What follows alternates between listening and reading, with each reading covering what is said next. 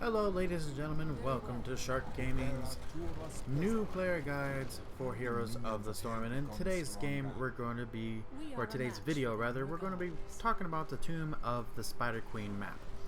Now, this map, personally, I believe is one of the more difficult maps to coordinate your team on for a couple reasons, which we'll go over a little bit later. On top of that, it's one of the smallest maps in the game, and overextending can be quite hazardous because each lane has 3 ways into it, and with the fact that they're all so short, it's very easy to get ganked. So you can get ganked from this fog, from this lane, or from this lane, depending on what team you're on. So if you are pushed up to, let's say, the red team's towers here, someone can easily walk past you through this fog and come in behind you and quite easily killing you. I've had it happen to me a few times, specifically on this character that I'm playing right here, who is actually known for being extremely durable, actually. So be careful when you overextend. It's especially with a stealth enemy on the other team. So, what is the main objective of this map? Well, the main objective, similar to other maps, is to gather a currency. Can you please leave Lily alone? That currency is actually going to be picked up by the back 3 minions of the enemy team's wave. They're going to drop these coins, which will be blue for you. And each one of these spider minions will drop 1 coin. Now you take these minions. He rooted me and did nothing. Now you're going to take these gems and you're going to turn them in to the Spider Queen's butt egg here and here. Up here on the other side, you can see them on the mini map. 1 here, and you see them as what looks like a spider web right here and right here. Now, the first turn in is going to be 50 gems, as you can see right here. And when you reach 50 gems, what will happen is the map will spawn 3 different web weavers in each, or 3 web weavers, 1 in each lane. So your team will actually get an added bonus or a assistance in the ability to push. Thank you. Grab this. Oh, thank you, Lily. And coordinating that so that your team actually has the ability to push successfully is what actually makes it difficult, because the web weavers themselves are actually very susceptible to AoE, and if you run up and AoE the wave, they're not very tanky and will take. They're basically made out of paper, so they're very easy to kill. On top of that, oh wait, hold on. What are you doing? Please stop. On top of that, they naturally die over time because they take damage, so they don't last forever. So that's something you have to keep in mind as well while you're on this map. I'm not even paying attention here. Lily, can I have some help, please? I don't have any damage. Please? Okay, this works. Thanks. Anyways.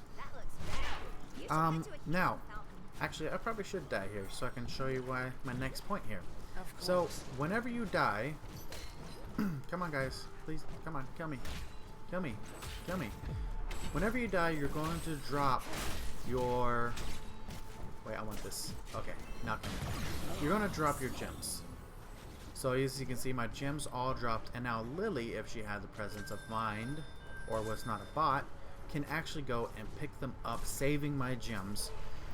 On top of that, every time you kill someone who has gems, they can drop up to 3 red gems, which you can then click, or then you can then walk over and pick them up for your team. So you can't pick up all of the enemy team's gems, but you can get some of them for the kill yourself. So, with that in mind, if you are an assassin, with maybe the exceptions of a couple like Raw or Illidan, you do not want to pick up the gems. Or at least, you don't want to hoard the gems. Picking them up is fine as long as you turn them in as fast as you can and get rid of them. You don't want them, you don't want to hold on to them. It paints a target on you, especially if you're someone like Kel'Thas or Jaina who doesn't have an escape. You want to get rid of those, get them out of your pocket. You don't want those. Now, when you do spawn, when you hit that first 50, what's going to happen? Each lane's going to spawn these web weavers at the closest, or the farthest set of minions in each wave. So here it comes. There's your web weaver. You can see one in each lane here. And then they're going to summon these little minion guys, and they're going to help push down the lane. Now, as I said, they die really easy, so escorting them is going to be what you want your team to do. You don't want to spread out like we are right now. There's 2 people here, 2 people here, 1 person here.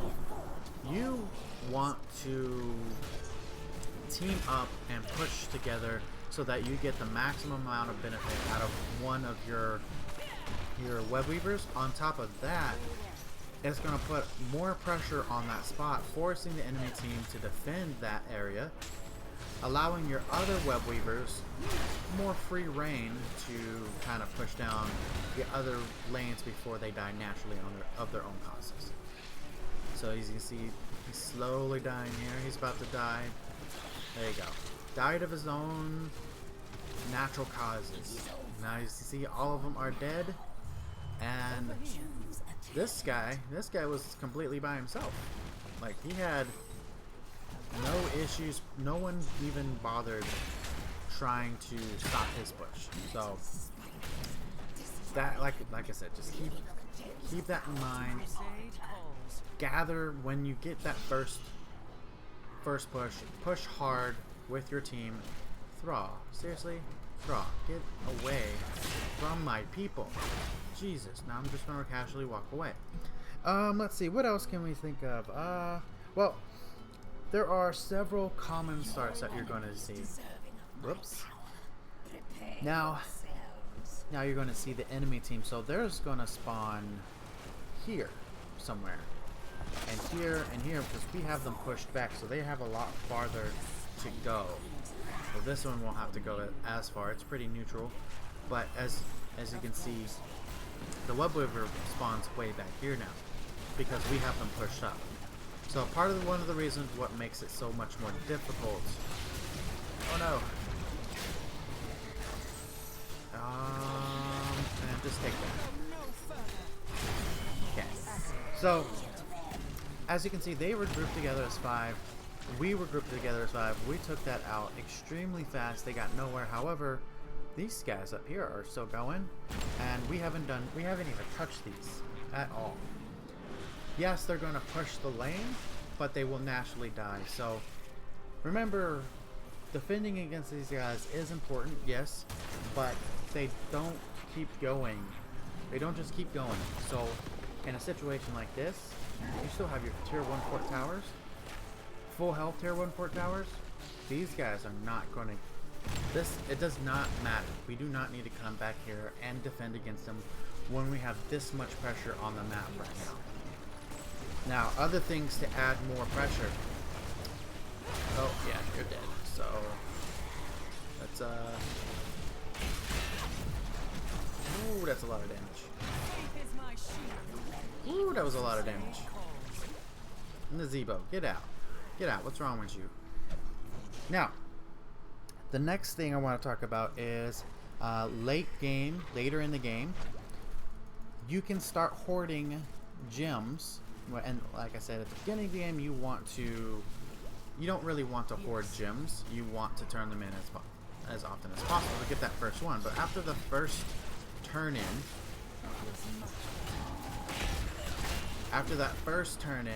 and you start getting a lot more pressure on in the game, in the map. Oh, I'm gonna die. Some other things to start thinking about that you can do that's going to help add more and more pressure on it. Don't just grab all of the camps just all willy-nilly. Try to coordinate your map capture. So you get down here and you grab this, you get up here and you grab this, you come over here and you grab this, but oh, here it is right here. You come over here and grab this map. You're not, and you don't do anything with it, what's the point? They're just going to go into the lane, the enemy team's going to defend against them, and then they're just going to die. One of the things that makes this map more difficult is actually trying to coordinate capturing these camps at the same time that you are turning in. So later in the game, when you have more pressure and you're putting Zebo, well, just I should have picked smarter bots or something. Anyways, so one thing you can do is you can start hoarding gems when you have them pushed back way back. Now right now is not a good time. They still have this tier 1 fort. If you're pushing down all 3 tier forts and you have them backed up and on the defensive constantly, that's a good time to start hoarding your gems. And when you do, you can turn in once, have the enemy team defend. Naturally they're going to start defending. Come grab their, while they're defending, grab their camp, right? Then come back here, grab your melee camp, your knight camp. Then start this camp while someone on your team is finishing the turn in, so that this one is captured around the same time that you turn in, so that they start walking up and pushing down this lane. These two are pushing down the middle lane at the same time that your weavers are spawning. Now, to make that easier, you would want to turn in, get the camps, and then immediately turn in again. So you would have to hoard the gems to be able to do that. But what will happen is you will have multiple waves of minions, 3 camps. You'd have this camp and this camp in the middle, plus this camp, the ranged camp in the bottom lane, all 3 pushing down the enemy team. Enemy team's lanes, and then you immediately follow up by pressuring the middle lane. Why the middle lane? Because it's going to have 2 camps plus the web weavers plus the minion waves. Now it is possible to set something like that up without a double turn in. However, it's much more difficult to do it that way. So I do suggest, if you're going to try a double turn in, to do the double turn in, or if you're going to try to coordinate, if you're going to try and coordinate your camps that way, that you do want to try and do the double turn in to make it easier. It's not necessary, it just makes it easier. So let's, other than that, I mean, there's really not a lot more to go over. There's several different starts here. One of the most common start is your standard MOBA start. It's the 2-1-2. Not very tactical, but probably the safest way to oh, you're dead. You're dead. Sorry. So the 2-1-2, balanced, easy, safe soak. Try not to overextend. It's not going to get you very far, but it's going to be the safest. Now, the other one, another one, it's still relatively safe, and it is, and instead it's a, can you stop pushing me around, please? It's the 1-2-2. Now, what is the 1-2-2 start? While they're doing this, hopefully they don't end the game. The 1-2-2, you have a tank up in the top lane. Whatever, this one. You have a tank in the top lane. Now, the reason why you have the tank in the top lane, it doesn't necessarily have to be the tank. Someone like Vala could possibly do it, or Tassadar is another great choice. But most often, you're going to want your tank up in the top lane, and their job is to soak. That's it. Tank on tank, melee, sustain, laning is very boring. dueled as Johanna. I have dueled, who was it? Tyrael, for about a minute and a half before either one of us were like, okay, well, I guess I can retreat now because I have kind of no health, but I'm just going to respawn it or regenerate it all here in a second. But you know, the job in the top lane is not to get a kill, it's to soak the experience. So then you would have two people in the middle lane. Those two people, their job is to control the middle lane, rotate top and bottom as needed, but for the most part you want control over the middle lane so that, excuse me, I'm talking, so that you can turn in faster. On top of that, you will be able to stop the enemy team from turning in their own coins as well. Now, if you really, and like I said, that's a 1-2-2, so you'll have still be fairly evenly distributed across the map. The next start that I see a lot is 1-3-1. So 1 in top, 3 in the middle for aggressive control over the middle, 2 middle turn-ins, and then 1 in the bot for some, you know, safe experience. Again, Vala would be a good job for the bottom lane, or Tassadar, etc., etc. Now, there are a couple other ways to play this particular map. Some more advanced tactics would be, or a more advanced start would be a 1-1-3. And again, you would have your tank in the top lane, someone like Tassadar or Vala in the middle lane, but in the bottom lane you would have 3 pushing as hard as you can. The reason why is because of the camp that's down here. If you have control over this lane, you can grab this camp, which will help you push, this camp, which will help you push, and if you're ballsy enough, you can grab this camp right here. However, this one is extremely dangerous when tier 1 forts are still up, so you probably won't be able to get this one in the early game. But in the early game, before 10, after the first turn in or something like that, you can grab this camp and this camp to help you push down if you have control over the bottom lane.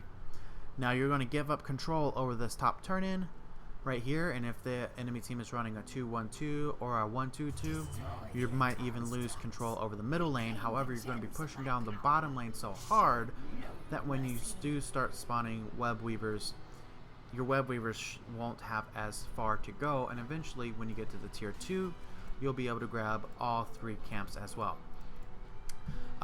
So those are just some things to keep in mind as you get more experience with the map itself. Other than that, really there's not much else for me to talk about. Yes. I would say keep in mind that when you go to try and take the boss camp, remember this is a small map. Some of the bigger maps, it's very easy for a team to get from one side of the map, from say here to here, relatively quickly. And if your team is trying to get the boss camp Over here, and the enemy team figures it out, it's not going to take them long to get to you. And just like the Sky Temple map, this has the, I mean, what is this really? It's Anubis plus metal pincer arms plus a spider skeleton butt thing. I'm not exactly sure what exactly this is supposed to be. But it does have the knockup that does significant damage to your heroes, and it does have the little tornadoes which spin you around. This is a pit of doom, and easily throw the game by taking this at the wrong time. So as usual, the safe way to take the boss. Make sure you have a 2-player advantage. Two players on the enemy team are dead. Let me just kill this guy real quick. Just, yep, real quick here. Don't mind me. Don't mind me here. Excuse me, can you please come back? Thank you. Thank you. I am now indestructible, ladies and gentlemen. they will nerf this character eventually. I fully expect it, but right now I am invincible. Yeah. Yeah, you're dead too. And that's it. That's pretty much just killed everyone. We could at this point in time go get the boss. It's not really even worth it at this point in time. There are 1 minute cooldown or 1 minute respawn times. Rush the base, kill it out. 16. You don't always need to get the camps, but that holds true on every map, not just this map. So ladies and gentlemen, that's going to be it for this guide. I hope you found it helpful as a new player, kind of get an idea of what you should be trying to accomplish in each game. And if you're a veteran in watching this video and you think I've missed something that's very important, put it down in the comments. It will help other people as they read the comments. On top of that, I will be capable of putting it into the video even though it's already been recorded and whatnot, because I can add it to the YouTube version of the video. So put it down in the comments if it's extremely important. Do you think it's something that, like, this is game winning, make sure to do this, etc., etc. You know, something that's not your common basic objectives that you need to do in every map, but something specific to the Tomb of the Spider Queen that I missed. Leave it down below. Other than that, ladies and gentlemen, thumbs up. And if you haven't subscribed yet and you want to come back and see some more, subscribe. Come back. I put up other things other than Heroes of the Storm guides. I put up Heroes of the Storm gameplay, commentary. I'm going to start doing some more Hero League, what Skyrim. I do a bunch of different stuff. So come back, check it out. Other than that, ladies and gentlemen, that's all I have for you today. So you all have a good rest of your day.